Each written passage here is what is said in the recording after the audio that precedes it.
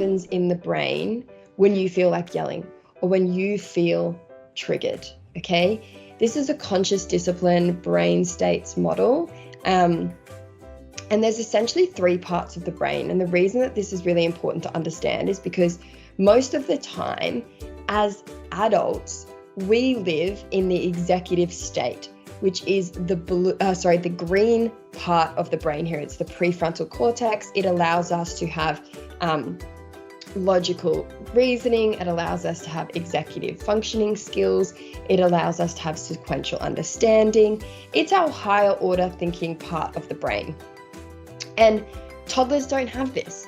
Toddlers, young kids, up until age 7 are not even starting to develop this part of the brain yet. They are still very much living in the emotional state, which for a lot of us, when we're tired, when we're stressed, when we're feeling like there's behavior after behavior after behavior, we very easily slip down into an emotional state, which is the blue part of the brain.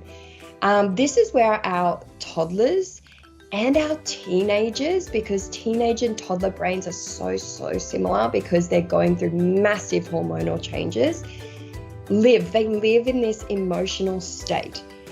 We can very easily slip down into that emotional state when we're becoming overwhelmed or frustrated.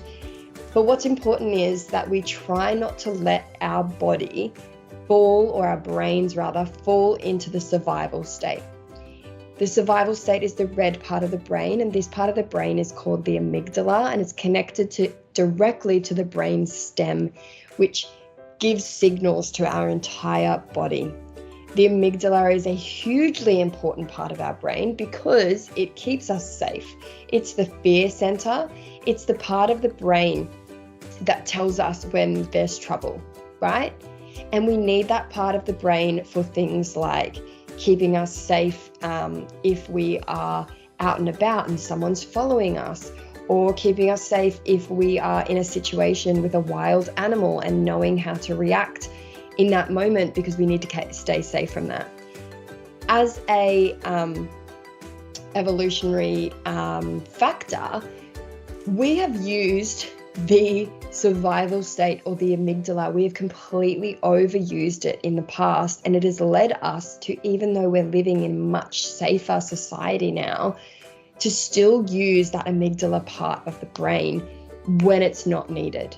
And this is what happens when we feel triggered, or we feel like yelling, or if we are already yelling, we have slipped down into the survival state, which allows us to have that fight, flight, freeze, or fawn response.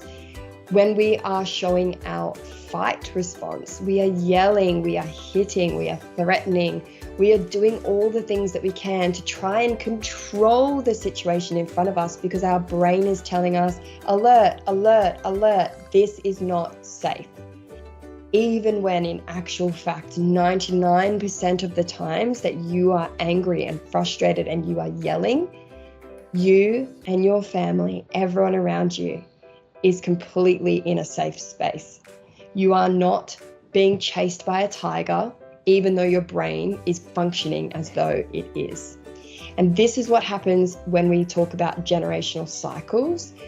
Our little tiny human inside of us, our own child, feels unsafe when our child talks back, doesn't listen, is doing the wrong thing. And we have this learned response that when those things happen, it's not safe and we need to fix that.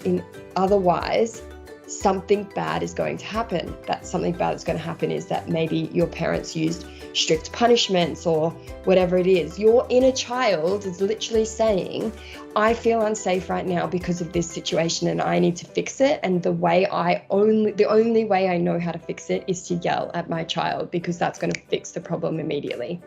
And that's literally how generational cycles continue and continue and continue.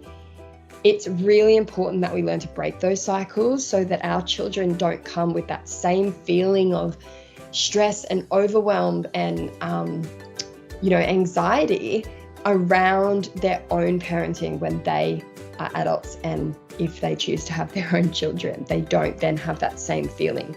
They know that they are safe. They know that it's okay for their child to speak back to them, because that's how conversation is made. They know that their children aren't going to listen all the time, because that's just the way people are programmed. Not everyone listens to every single thing that people say.